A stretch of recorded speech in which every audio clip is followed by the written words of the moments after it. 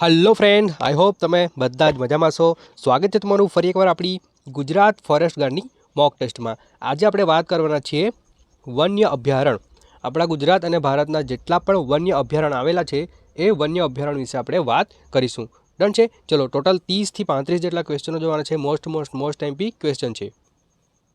પ્રથમ જે ક્વેશ્ચન છે આપણા ગુજરાતનો છે, ગીર અભયારણ્ય કયા જિલ્લા સાથે સંબંધિત નથી? ઓકે, સ્ટાર વાળો ક્વેશ્ચન છે, ધ્યાનથી વાંચો ક્વેશ્ચન કે ગીર અભયારણ્ય કયા જિલ્લા સાથે સંબંધ ધરાવતું નથી? ઓકે, તો રાજકોટ, ઓપ્શન ડી તમારો રાઈટ આન્સર થઈ જશે કે રાજકોટ જે છે એ જિલ્લા સાથે ગીર અભયારણ્ય સંબંધ ધરાવતું નથી। એનો મતલબ એવો થાય છે કે ગીર સોમનાથ, જૂનાગઢ, અમરેલી આ ત્રણે વિસ્તારમાં ગીર અભયારણ્ય જે છે એ ફેલાયેલું છે।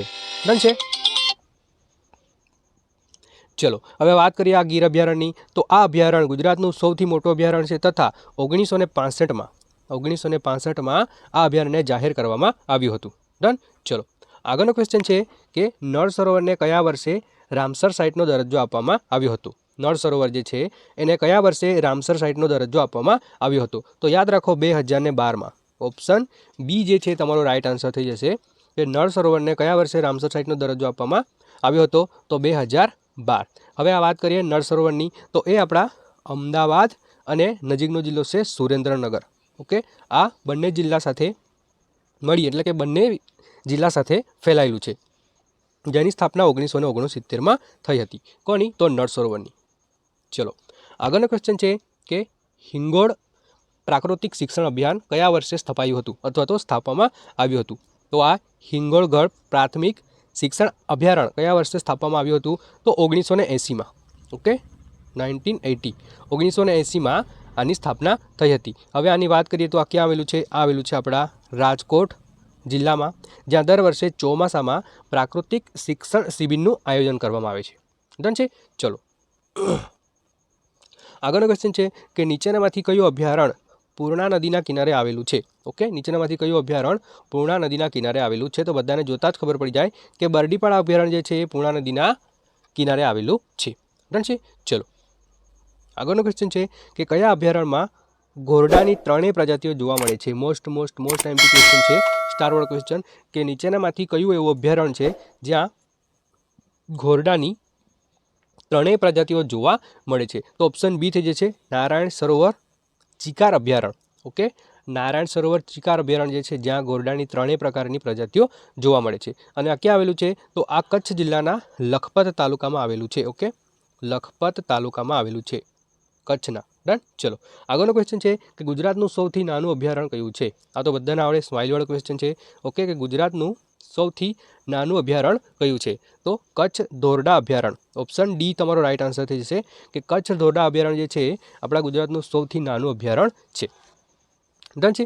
ચલો, આગળનો ક્વેશ્ચન છે કે કયું અભયારણ્ય રાજસ્થાનના થારના રણને ગુજરાતમાં આગળ વધતું અટકાવે છે? આ એમપી ક્વેશ્ચન છે અને આ તો તમને આવડતું હોવું જોઈએ કે કયું અભયારણ્ય રાજસ્થાનનું જે થારનું રણ આવેલું છે રાજસ્થાનમાં, એ રણને આપણા ગુજરાતમાં આગળ વધતું અટકાવે છે? તો આ અભયારણ્ય છે બાલારામ અંબાજી વન્ય અભયારણ્ય। ઓપ્શન સી તમારો રાઈટ આન્સર થઈ જશે કે બાલારામ અંબાજી વન્ય અભયારણ્ય જે છે એ આપણા ગુજરાતમાં થારના રણને આગળ વધતું અટકાવે છે। ડન છે? ચલો, આ ક્યાં આવેલું છે? વાત કરીએ આપણે બાલારામ અંબાજી વન્ય અભયારણ્યની, તો આ આવેલું છે આપણા બનાસકાંઠાના અમીરગઢ તાલુકામાં। ઓકે, અમીરગઢ તાલુકામાં આવેલું છે। ડન?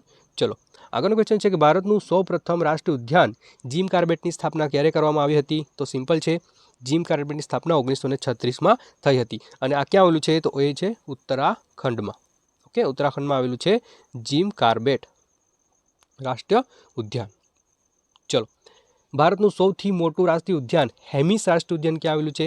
તો આપણા એમપીથી જે છે પૂછાઈ ગયેલા ક્વેશ્ચન છે કે હેમિસ રાષ્ટ્રીય ઉદ્યાન ક્યાં આવેલું છે? તે આવેલું છે આપણા જમ્મુ કાશ્મીરમાં। ઓપ્શન બી તમારો રાઈટ આન્સર થઈ જશે। અને આ નેશનલ પાર્કને આપણે હિમદીપડા માટે વિશ્વમાં જાણીતું છે। શાના માટે? તો હિમદીપડા માટે। કયું અભયારણ્ય? તો હેમિસ રાષ્ટ્રીય ઉદ્યાન આખા વિશ્વમાં પ્રખ્યાત છે। ડન? ચલો, અભયારણ્યની રચના કોના દ્વારા કરવામાં આવી હતી? ઓકે, આ જે અભયારણ્યો છે એ અભયારણ્યની રચના કોના દ્વારા કરવામાં આવી હતી? તો રાજ્ય સરકાર દ્વારા। ડન છે? આટલું યાદ રાખો। ચલો, આગળનો ક્વેશ્ચન છે કે મેંગ્રુવના જંગલો અથવા તો મેંગ્રુવ જંગલો નીચેનામાંથી કયા અભયારણ્યમાં જોવા મળે છે? ઓકે, આઈએમપી ક્વેશ્ચન છે કે મેંગ્રોવ જંગલો નીચેનામાંથી કયા અભયારણ્યમાં જોવા મળે છે? તો યાદ રાખો, Singalila national park, option A right answer થઈ જશે કે સિંગલીલા નેશનલ પાર્કમાં મેંગ્રોવના જંગલો જોવા મળે છે. અને આ સિંગલીલા નેશનલ પાર્ક ક્યાં આવેલું છે? તો એ આવેલું છે આપણા પશ્ચિમ બંગાળમાં. ઓકે, પશ્ચિમ બંગાળમાં આવેલું છે સિંગલીલા નેશનલ પાર્ક. ચલો, આગળનો ક્વેશ્ચન છે ચંદ્રપ્રભા અભયારણ્ય કયા રાજ્યમાં આવેલું છે? ઓકે, ચંદ્રપ્રભા અભયારણ્ય કયા રાજ્યમાં આવેલું છે? તો એ આવેલું છે ઉત્તર પ્રદેશમાં. ડન છે. ચલો, આગળનો ક્વેશ્ચન છે કે ભારતનો તરતો નેશનલ પાર્ક ક્યાં આવેલો છે? આઈએમપી ક્વેશ્ચન અને પૂછાઈ ગયેલો ક્વેશ્ચન છે કે ભારતનો એકમાત્ર એવો તરતો નેશનલ પાર્ક આવેલો છે, ક્યાં આવેલો છે તમારે જણાવવાનું છે. તો એ છે કેઈલુબ લામજાઓ. ઓપ્શન ડી તમારો રાઈટ આન્સર થઈ જશે કે કેઈલુમ લામજાઓ.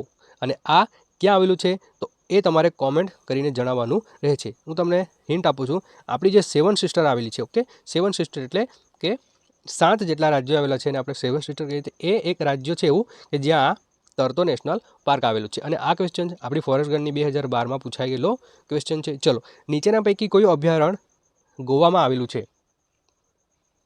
નીચેના પૈકી કયું અભયારણ્ય ગોવામાં આવેલું છે? તો ઓપ્શન ડી આપેલ તમામ, એટલે કે ડૉક્ટર સલીમ અલી, નેત્રાવલી અને ભગવાન મહાવીર સ્વામી અભયારણ્ય બધા જ ગોવામાં આવેલા છે. આ પણ ક્વેશ્ચન ફોરેસ્ટમાં પૂછાઈ ગયો છે. ચલો, જેસોર અભયારણ્ય કયા જિલ્લામાં આવેલું છે? આ તો બધાને આવડતો ક્વેશ્ચન છે કે જેસોર અભયારણ્ય છે એ ક્યાં આવેલું છે? તે આવેલું છે આપણે બનાસકાંઠામાં. ઓકે, ચલો, કેરળ રાજ્યમાં કયું અભયારણ્ય આવેલું છે? આપણું કેરળ જે રાજ્ય છે એ કેરળ રાજ્યમાં નીચેનામાંથી કયું અભયારણ્ય આવેલું છે? તો પેરિયાર જે છે, ઓપ્શન એ રાઈટ આન્સર થઈ જશે કે પેરિયાર જે છે એ કેરળ રાજ્યમાં આવેલું અભયારણ્ય છે. ડન છે. ચલો, કસ્તુરી મૃગ કયા રાષ્ટ્રીય અભયારણ્યમાં જોવા મળે છે?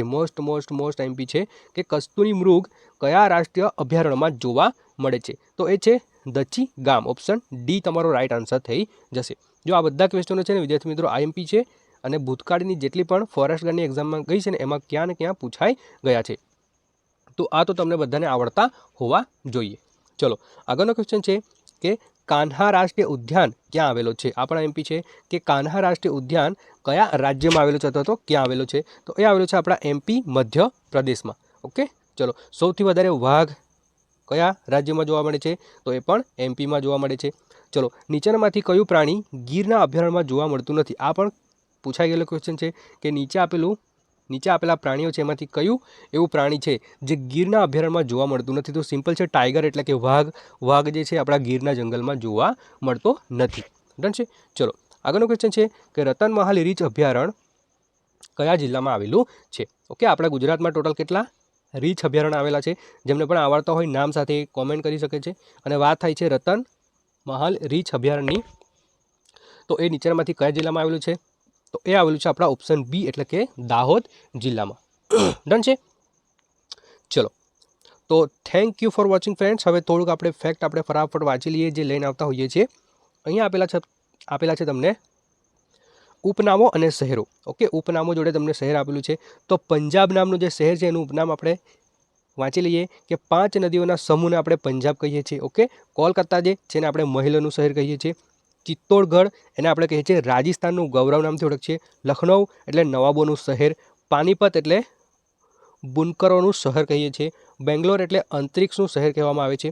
કોલકાતા એટલે ડાયમંડ હબ અને મહેલનું શહેર. ઓકે, અને બેંગ્લોર એટલે ઇલેક્ટ્રિક નગરી અથવા તો ઇલેક્ટ્રિક નગર. અને મદુરાઈ ત્યોહારોનું શહેર અથવા તો તહેવારોનું શહેર. અને આપણું અમૃતસર જે છે એને આપણે કહીએ છીએ સુવર્ણ મંદિરોનું શહેર. ડન છે. તો ચેનલ પર પહેલી વાર આવ્યા હો તો ચેનલને સબસ્ક્રાઈબ કરીને જવાનું થાય છે. Thank you for watching. જય હિન્દ, જય ભારત.